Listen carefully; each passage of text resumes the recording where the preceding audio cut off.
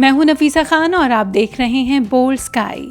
आखिर हमारे जीवन में रत्नों का क्या महत्व है और क्यों पहनते हैं हम रत्न?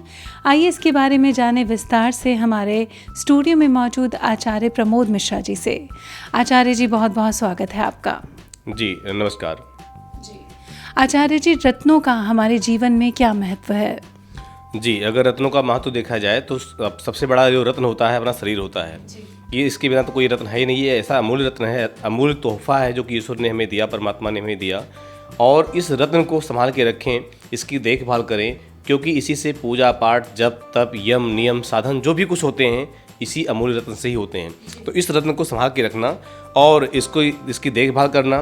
बेशक कई बार ऐसा होता है, मैं आपको थोड़ा बताना चाहूँगा कि कई बार हम अस्वस्थ अवस्था में होते हैं और हमारे पास लोग आते हैं कि आचार्य जी आप ये बताइए कि भाई हमारा व्रत है, हम दवाई खाएं कि ना खाएं। तो भाई अगर आप दवाई खाएंगे नहीं तो आप स्वस्थ कैसे होंगे?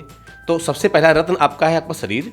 इस शरीर जो अमूल्य रत्न है, जो कि इसका कोई मूल्य नहीं, कोई कीमत नहीं है, इसको संभाल के रखना ये आपके लिए सबसे बड़ी जो है कामयाबी होती है। इसको सबसे अमूल्य रत्न आपका है। तो ये आज हम बात करते हैं रत्नों की, तो आपको विस्तार से बताएंगे कि और भी कौन से रत्न हैं इस रत्न को संभालने के लिए, इस रत्न को सुरक्षित रखने के लिए। जैसे कि 9 रत्न बताए जाते हैं, 9 ग्रह हैं, 9 ग्रहों के अलग अलग रत्न हैं, और 9 रत्न हैं तो 9 उपरत्न भी हैं। तो उपरत्नों को और रत्नों को कैसे धारण किया जाए इसके बारे में आपको हम पूरा जानकारी देंगे। जैसे कि आपका मैंने बताया था कि रत्नों का हमारे जीवन में क्या महत्व है, ये प्रश्न था आपका। रत्नों का ये महत्व है कि जब जब कुंडली के अंतर्गत या भाग्य में कोई दोष उत्पन्न होता है तो ये पता लगाया जाता है कि भाग्य में दोष किस वजह से आ रहा है, कौन से ग्रह की कमी से हमारे भाग्य में दोष आ रहा है। उस ग्रह से संबंधित रत्न जो है हमें धारण करवाया जाता है।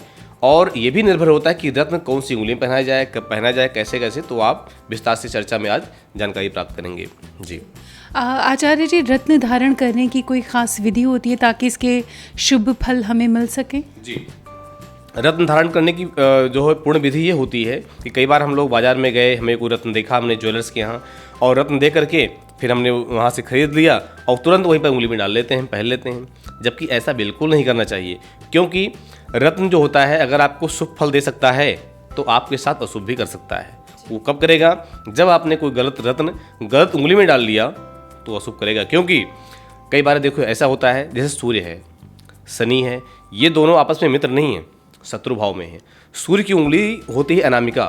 अनामिका उंगली में अगर नीलम पहन लिया जाए, क्यों नीलम शनि का होता है, उंगली सूर्य की है, अब नीलम इसमें आप पहनेंगे तो ये पक्की बात है कि आपको कोई अच्छा फल या शुभ फल देने वाला नहीं है। अगर शुभ फल की आशा से आप पहन रहे हैं तो कहीं ना कहीं जिस स्थिति में आप हैं उससे भी आप डाउन हो जाएंगे। और अगर शनि की उंगली यानी मध्यमा उंगली होती है, मध्यमा उंगली में आपने सूर्य का रत्न धारण कर लिया यानी माणिक्य, तो ये भी पक्की बात है कि जिस परिस्थिति में आप उससे आप डाउन हो जाएंगे। तो ये परिस्थितियाँ होती हैं। अगर रत्न आपको धारण करना है तो विधि यही होती है कि जिस ग्रह की उंगली है उसी उंगली में उसी ग्रह का रत्न आप धारण करें। अगर मान लिया आपने माणिक्य धारण करना है, माणिक्य की सही पहचान आपको होनी चाहिए, या पहचान नहीं है तो योग्य ज्योतिषी के द्वारा आप पहचान करवा लें या उससे आप ये कह के मंगवा लें, ले लें। दूसरा, सूर्य का अगर रत्न माणिक्य है तो धातु भी देखनी चाहिए। अब धातु कौन सी होती है? सूर्य का संबंधित धातु है सोना, स्वर्ण। सोने की व्यवस्था है तो सोने में आप माणिक्य जड़वा करके और आप धारण करें। और अगर सोने की व्यवस्था नहीं है तो आप तांबे में भी धारण कर सकते हैं। तांबे में या त्रिधातु में, तांबा, स्वर्ण और चांदी, इन 3 धातुओं को मिला करके आप जो है अंगूठी बनवा करके और योगी ज्योतिषी के द्वारा या पंडित जी के द्वारा आप पूजा पाठ करके विधि विधान से एवं सूर्य से संबंधित दानों को, जैसे कि गेहूं का दान, गुड़ का दान, स्वर्ण का दान इत्यादि दानों को करके के, लाल वस्त्र का दान, लाल फल का दान करके आप जो है और एक माला भगवान सूर्य के बीज मंत्रों का जाप करके आप जो है सूर्य का रत्न धारण कर सकते हैं। ऐसे ही विधि सभी ग्रहों की होती है। बेशक अगर पुखराज पहनना है आपने तो पुखराज के लिए स्वर्ण ही बताया जाता है कि स्वर्ण में ही धारण किया जाए। रत्ती जो होती है कई बार वही मात्रा कितनी होनी चाहिए, तो मात्रा निर्भर होती है कि मात्रा होता है कि भाई ग्रह कितना पावरफुल है, कितना कमज़ोर है। अगर 2 अंश का है, 5 अंश का है, 7 अंश का है, 10 अंश का है, तो जितना ग्रह कमज़ोर होगा उसके ऊपर ही जो है मात्रा बताई जाती है कितनी मात्रा होनी चाहिए। पुखराज हो गया बृहस्पति के लिए, शुक्र के लिए भी इसमें पहना जाता है, शनि के लिए, राहु के लिए इसमें पहना जाता है मध्यमा उंगली में, सूर्य के लिए और चंद्रमा के लिए भी इसमें पहना जाता है मंगल के लिए भी इसमें जो है अनामिका उंगली में पहनाया जा सकता है। जो ग्रह सूर्य के मित्र हैं उन ग्रहों का सूर्य के साथ संबंध होता है और उसमें जो है उस उंगली में पहना जा सकता है।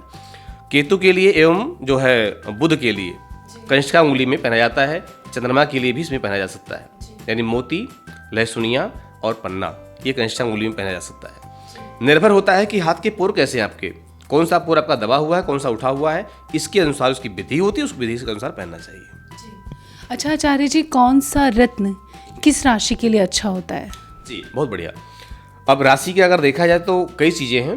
राशि जैसे मेष राशि है, वृष, मिथुन, कर्क, सिंह, कन्या, तुला, वृश्चिक, धनु, मकर, कुंभ, मीन, ये 12 राशियाँ हैं। 12 राशियों में जैसे कि मेष राशि और वृश्चिक राशि का स्वामी मंगल है और मंगल का रत्न मूंगा होता है। तो जिनकी मेष राशि है और वृश्चिक राशि है ये लोग मूंगा धारण करें।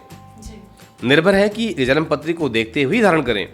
अगर जन्म पत्री में आपकी मंगल की दशा चल रही है, अंतरदशा चल रही है, प्रत्यंतर चल रहा है या गोचर बस आ करके कहीं ना कहीं मंगल आपका नुकसान कर रहा है या कमजोर है, तभी आप मूंगा धारण करें। ऐसा नहीं कि आपकी राशि मेष है और वृश्चिक के तुरंत धारण कर लें, ऐसा नहीं। जिनकी राशि वृष और तुला है, वृष और तुला वाले का स्वामी शुक्र होता है और शुक्र का जो रत्न है वो होता है हीरा। तो और हीरा धारण कर सकते हैं। और हीरा की व्यवस्था नहीं हो रही है तो आप जो है उपल भी धारण कर सकते हैं, ये व्यवस्था है। ये उपरत्न होता है, कहीं कोई ज़रूरत नहीं कि हाँ आप अमीर ही होंगे, आप गरीब की अवस्था में जो है धन की स्थिति थोड़ा ठीक नहीं है तो आप जो है उपरत्न भी धारण कर लें, लेकिन उपरत्न की मात्रा थोड़ी ज़्यादा होनी चाहिए। उपरत्न जो है जैसे हीरा आपने अगर 5 रत्ती धारण करना है तो जो है उपल जो है आप धारण करें कम से कम 7 या 8 रत्ती में, ये भी होता है। जिनकी राशि मिथुन और कन्या है वो पन्ना धारण करें क्योंकि उसका स्वामी बुध होता है। जिनकी राशि कर्क है वो मोती धारण करें। जिनकी राशि सिंह है वो माणिक धारण करें। जिनकी राशि धनु है, धनु और मीन स्वामी बृहस्पति होता है। बृहस्पति का जो रत्न है वो पुखराज है, वो पुखराज धारण करें। और जिनकी राशि मकर और कुंभ है स्वामी शनिदेव हैं। शनिदेव का जो रत्न होता है वो नीलम होता है, तो आप नीलम धारण कर सकते हैं। इस तरह राशियों का विवरण है सबका। ये तो आपने बताया कि कौन सी राशि वाले कौन सा रत्न पहने और क्या होती है सही विधि राशि रत्न पहनने की। इसके बाद आज का विशेष उपाय। जी, आज का विशेष उपाय ये है कि अगर आप नवग्रह जनित पीड़ा से पीड़ित हैं आप, तो आप नवग्रहों का रत्न यानी छोटी छोटी मात्रा में 2-2 रत्ती की मात्रा में और अष्ट धातु में आप जड़वा करके बिल्कुल गोल चक्र के अनुसार, लेकिन ये भी सही विधि से कि इनका भी एक नियम होता है कि सूर्य का रत्न कहाँ होना चाहिए, चंद्रमा का कहाँ होना चाहिए, मंगल का कहाँ होना चाहिए, ऐसी एक विधि होती है। तो उस विधि के अनुसार आप नवरत्न को जड़वा करके और शुभ मुहूर्त में, यानी इसमें कोई दिन नहीं देखा जाता, विशेषकर योग देखे जाते हैं, तो किसी शुभ योग में इसकी पूजा और प्राण प्रतिष्ठा करके आप धारण कर सकते हैं। इससे आप नवग्रह जनित पीड़ा से आप मुक्त हो जाएंगे। बहुत बहुत शुभकामनाएं आपको। धन्यवाद। आचार्य जी धन्यवाद। तो ये थे हमारे साथ आचार्य प्रमोद मिश्रा जी, जिन्होंने आज हमें बताया कि कौन सी राशि वाले को कौन सा रत्न पहनना चाहिए और रत्नों के पहनने के बाद आपको किस तरह के लाभ होते हैं, किस तरह के नुकसान होते हैं। इसके अलावा भी अगर आपकी जीवन में किसी भी तरह की कोई बाधा है, कठिनाई है, तो आप नीचे फ्लैश हो रहे नंबरों पर हमारे आचार्य जी से संपर्क कर सकते हैं। इसी के साथ बोल्ड स्काई पर बस इतना ही।